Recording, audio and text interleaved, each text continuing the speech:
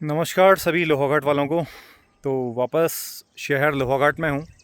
तो आज बात करते हैं एक ऐसे मुद्दे की जो कि आप लोग देखते हुए आ रहे होंगे, मैं भी देखते हुए आ रहा हूँ पिछले 3 साल से। मैं खड़ा हूँ यहाँ के डिग्री कॉलेज स्नातकोत्तर महाविद्यालय के सामने। तो सामने एक बिल्डिंग है, ये ऑलमोस्ट पिछले 2.5 या 3 साल से बिल्डिंग खड़ी है। और इसको अगर बोलें तो इसको जूम करके आप देख पा रहे होंगे कि महिला छात्रावास बोलते हैं यहाँ पे। और ये महिला छात्रावास जो है ये पिछले जब से बना हुआ है, इसका उद्घाटन हुआ है और ये आज तक एक भी इसमें कोई स्टूडेंट, फीमेल स्टूडेंट रहने नहीं आई, ना पढ़ने आई। एक्चुअली मैं क्यों बोलता हूँ यहाँ के लोगों को कि ये ठेकेदारों की सरकारें हैं और ठेकेदार काम करते हैं यहाँ पे। तो इसकी वजह ये है कि इन ठेकेदारों को बिल्डिंग बनाने से फुर्सत नहीं है कि ये सिर्फ बिल्डिंग बनाने का काम करते हैं। इस बिल्डिंग पे 40% इनके कमीशन होते हैं, 50% कमीशन होते हैं। वो कमीशन लेकर के अपने घर बैठ जाते हैं, अपने बीवी बच्चों के अकाउंट में डालते हैं और बाकी मौज करते हैं दूसरी बिल्डिंग बनाने के। ये महिला छात्रावास है, ये पिछले 3 साल से खाली पड़ा हुआ है, वीरान पड़ा हुआ है, भूतिया पड़ा हुआ है। इसके बगल में एक और बिल्डिंग खड़ी होती हुई देख रहे होंगे आप, ये पता नहीं क्या बनाने जा रहे हैं। ठीक है, आपने ये बिल्डिंग पे इन्वेस्ट कर लिया, इसमें आपके कम से कम 3 करोड़ रुपए का लागत होगी, 2 करोड़ रुपए की लागत होगी। ये लागत तो लगा ली, तो उसके बाद में ये क्या बनाया जा रहा है और क्यों बनाया जा रहा है? ये टैक्स पेयर के पैसे से कब तक मौज करोगे इतनी? एक्चुअली ना कहानी क्या है, कहानी यहाँ है कि यहाँ की जो भी कुर्सियों में बैठे हुए हैं ना, किसी भी कुर्सी पे बैठा हुआ है, कोई भी जनता का प्रतिनिधि है ना, कोई भी 10वीं पास नहीं है। ठीक है, मैक्सिमम क्वालिफिकेशन किसी की है तो 9th पास है। तो इस 9th पास करने वाले जब ये इन हम प्रतिनिधियों को कुर्सियां दे देते हैं तो सिर्फ इनको ठेकेदारी के अलावा तो कुछ आता नहीं है। सिर्फ ठेकेदारी करके बिल्डिंगें खड़ी कर देते हैं और उसके बाद वो बिल्डिंग किसी काम की होती नहीं है, ढह जाती है, किसी काम नहीं आती है। उसके बाद में दूसरी बिल्डिंग खड़ी करते हैं। मास्टर प्लान लोहाघाट का की बात करते हैं वो लोग जिन्होंने कि अपनी मास्टर्स डिग्री तक का नहीं की है। मास्टर छोड़िए, जिन्होंने कि 12th तक नहीं किया हुआ है, वो मास्टर प्लान 2042 की बात करते हैं, 2047 की बात करते हैं कि हम इस शहर में, इस छोटे से एक गांव में मास्टर प्लान लागू करेंगे।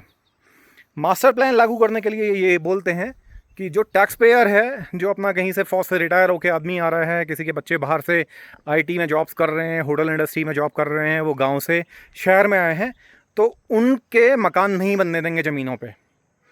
जबकि इन 8-10 लोग हैं ना, 8-10 लोगों पे आप उंगलियों पे नाम गिन सकते हैं, आप भी खुद भी जानते होंगे। ये जो चाहे भजपिल्ले हैं, चाहे कांग्रेसी हैं, तो इन्होंने तो सारी सरकारी ज़मीनों पे कब्जे कर लिए हैं। चाहे वो पीडब्ल्यूडी की सरकारी ज़मीन हो, चाहे वो डाक बंगला रोड की सरकारी ज़मीन हो, चाहे वो अस्पताल की सरकारी ज़मीन हो, चाहे लोहाघाट के प्राइमरी स्कूल की सरकारी ज़मीन हो, वहाँ पे कब्जा करके अपनी बिल्डिंग्स बना के बैठ गए।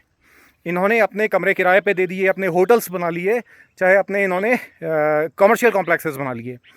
लेकिन ये किसी का एक 50 गज का या 100 गज का मकान नहीं बनने देंगे, क्योंकि 2047-42 मास्टर प्लान इन्होंने चालू किया है। और मास्टर प्लान चालू करने के साथ साथ में आपको एक सामने एग्जांपल दिखाता हूँ कि सामने आपको एक यहाँ का एक प्रॉस्पेरस गांव दिख रहा है। इसको बोलते हैं रायनगर चौड़ी। काफ़ी अच्छे दोस्त हैं मेरे और इन लोगों की काफ़ी काबिल तारीफ़ हैं। ये लोग की इतना ज़्यादा मजबूती है इस गांव में, इतना ज़्यादा संगठित हैं और प्रॉस्पेरस हैं, फ़ौज में हैं, अच्छी मल्टीनेशनल्स में काम कर रहे हुए हैं, दुबई में काम कर रहे हैं और अलग अलग फॉरेन कंट्रीज़ में काम कर रहे हैं। तो यहाँ के सारे लोग ये हैं और अच्छे सब्ज़ी के काश्तकार हैं, बहुत प्रॉस्पेरस गांव है। इनकी यूनिटी इतनी स्ट्रांग है कि इस कम्युनिटी को ये मास्टर प्लान में शामिल नहीं कर पाए। क्यों? इस गांव के लोगों से इन जो 8-10 लोग हैं ना, इनकी लिटरली फटती है। ठीक है, इनकी रूह कांपती है इस गांव के लोगों से।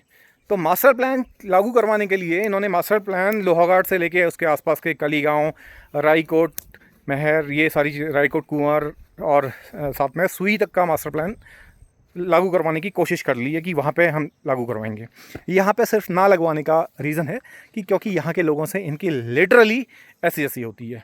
और मैं अपने राजनगर के सारे दोस्तों से बोलूँगा, दोस्तों ऐसे यूनिटी बना के रखना कि इन लोगों को हावी मत होने देना। जो ये 8-10 लोग हैं, इन लोगों को हावी मत होने देना। और सबसे पहले आपको एक सजेशन दूंगा यार कि यहाँ पे ना राजनीति पे आपकी तरफ से कोई आदमी हावी होकर के नहीं आया। क्यों नहीं आप लोग यहाँ पे किसी को खड़ा करते हो जो कि जिस तरीके का विकास आपने अपने गाँव में किया है, अपने लोगों में किया है, अपने लोगों को, अपने बच्चों को शिक्षित किया है, वैसे किसी शिक्षित को आप विधायक क्यों नहीं बनाते हो?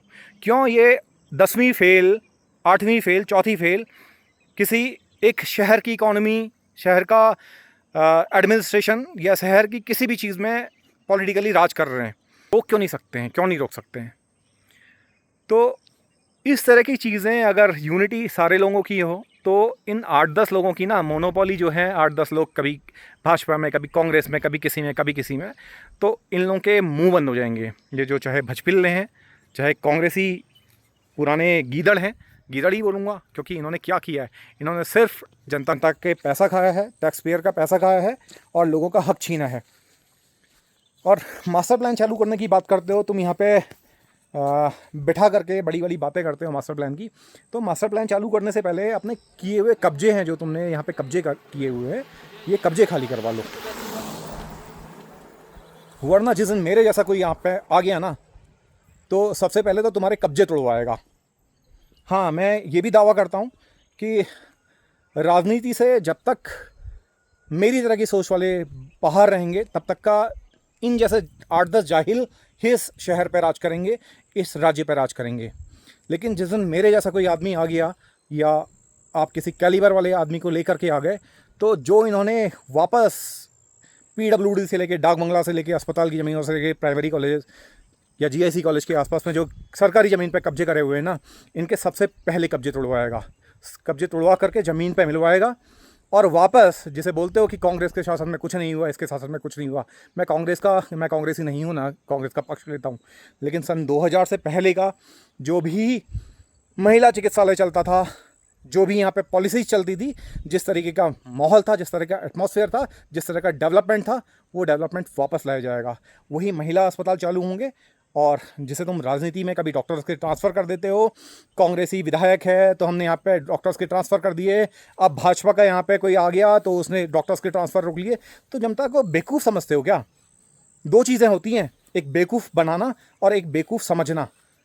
तुम अगर बेवकूफ़ बनाते हो तो बनाते रहो, लेकिन अगर बेवकूफ़ समझते हो ना तो 10वीं फेल एक लिटरेट को, एक बाहर के एक्सपोजर लिए हुए आदमी को बेवकूफ़ नहीं बना सकता। तुम्हारी गलतफहमी है, सिर्फ और सिर्फ कमी है संगठित होने की, संगठन की। जिस दिन ये जनता संगठित हो गई ना, उस दिन तुमको घर से निकाल निकाल के ज़मीन पर रगड़ेगी।